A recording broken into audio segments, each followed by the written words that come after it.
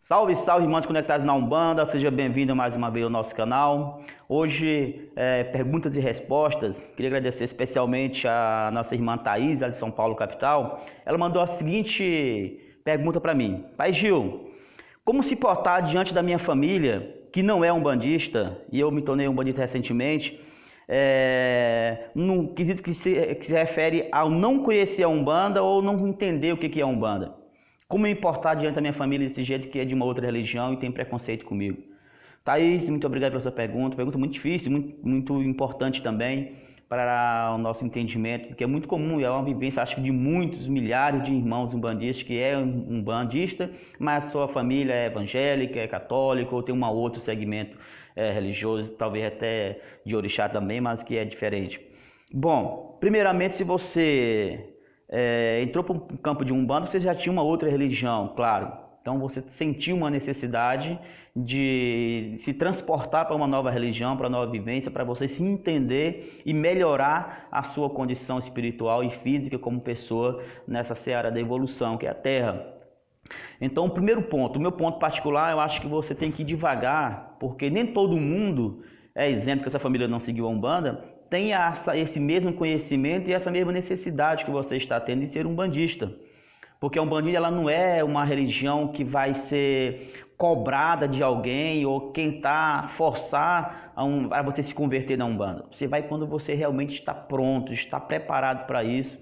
E você, quando entra na Umbanda, você precisa arcar com um monte de carga, que é o preconceito, que é a intolerância religiosa, que é a falta de conhecimento realmente.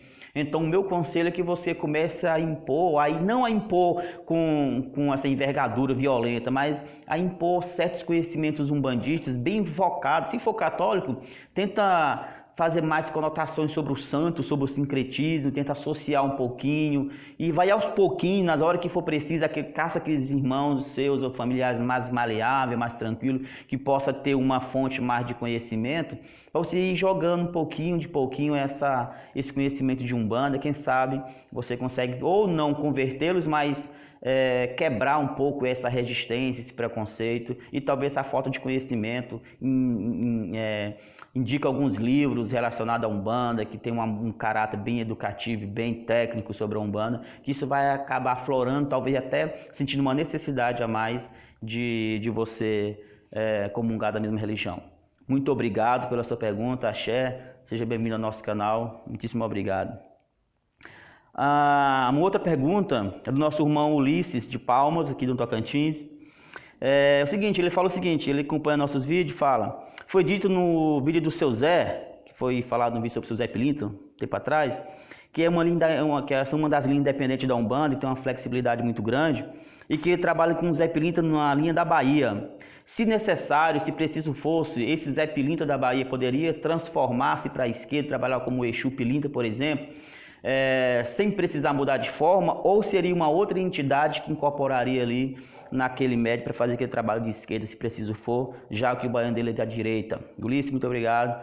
É o seguinte, como a linha já diz, é uma linha flexível. A linha dos malandros dentro do contexto de Umbanda, já foi até falado um vídeo inteiro sobre isso, é uma linha muito flexível, é uma linha muito tranquila de você trabalhar. A linha do Zé Pilinto, ele tem a capacidade, como qualquer outra linha de flexibilidade, linha mais chamada independentes, de se adaptar a qualquer terreiro e a qualquer trabalho.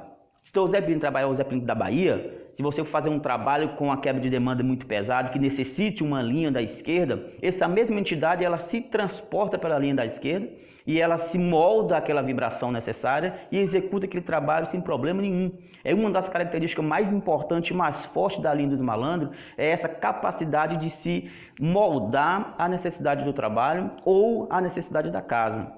Se o teu baiano trabalhar na direita, normal, todos os dias, fazendo os trabalhos de limpeza, as quebras de demanda, os atendimentos, Se há uma necessidade mais profunda de um trabalho mais completo, mais pesado dentro do terreiro, no caso da esquerda, uma quebra de demanda muito pesada, ele se molda à esquerda, ele tem esse livre acesso e ele facilmente tem essa flexibilidade de se transportar para a ligação de Exu e usar a vibração de Exu e ele agora trabalhar com uma outra vertente de seu Zé Pilintra, de malandro, que é da esquerda. Mas também pode ocorrer o seguinte: neste trabalho de direita, você tem seu Zé Pilintra, que tem uma entidade específica que trabalha diretamente com a Bahia. Mas você pode ter também uma outra entidade dos malandros, que é a banda da esquerda, que seu Zé Pilintra também tem as suas entidades de defesa.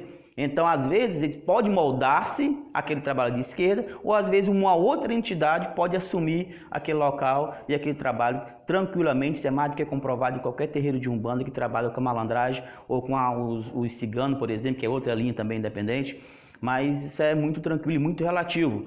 Há primeiro momento que ele pode simplesmente mudar, nós podemos falar assim, virar cumbuco, mudar de linha de trabalho e atuação, ou apenas ele deixar espaço para uma outra entidade que também é malandro, mas que tenha mais afinidade com a linha de Exu, e aí ele se transforma e trabalha do mesmo jeito, sem problema nenhum.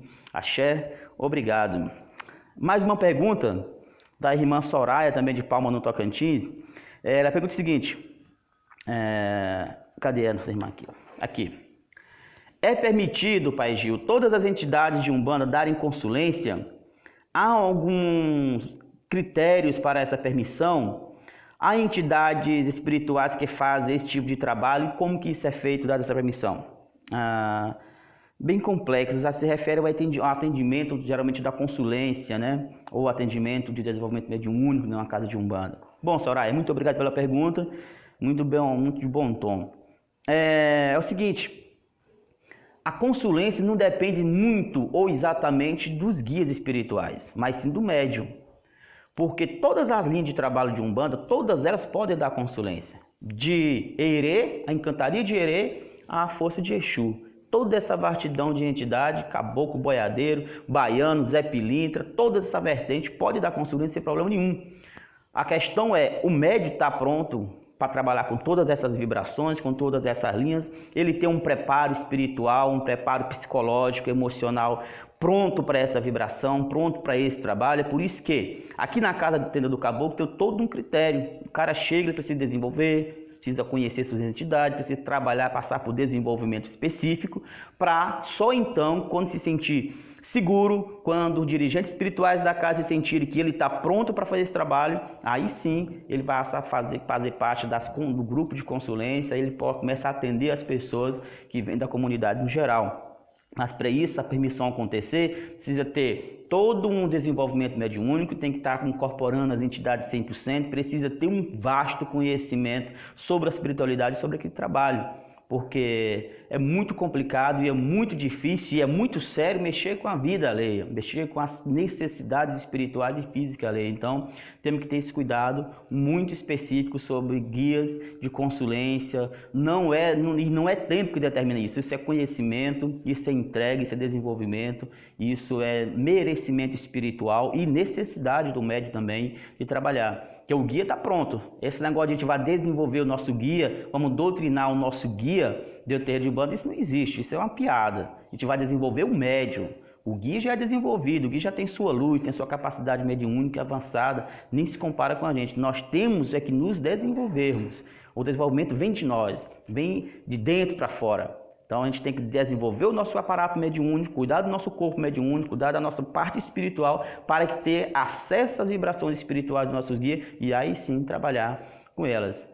Então espero ter respondido, minha irmã, mais ou menos assim que ocorre em quase todos os terreiros, especificamente no terreiro da Tenda do Caboclo, é basicamente dessa forma. O médium chega, prepara, desenvolve. Quando a espiritualidade superior da casa achar necessário, achar prudente, que ele já tem condição para isso, aí ocorre todo o processo de consulência. Qualquer linha é possível.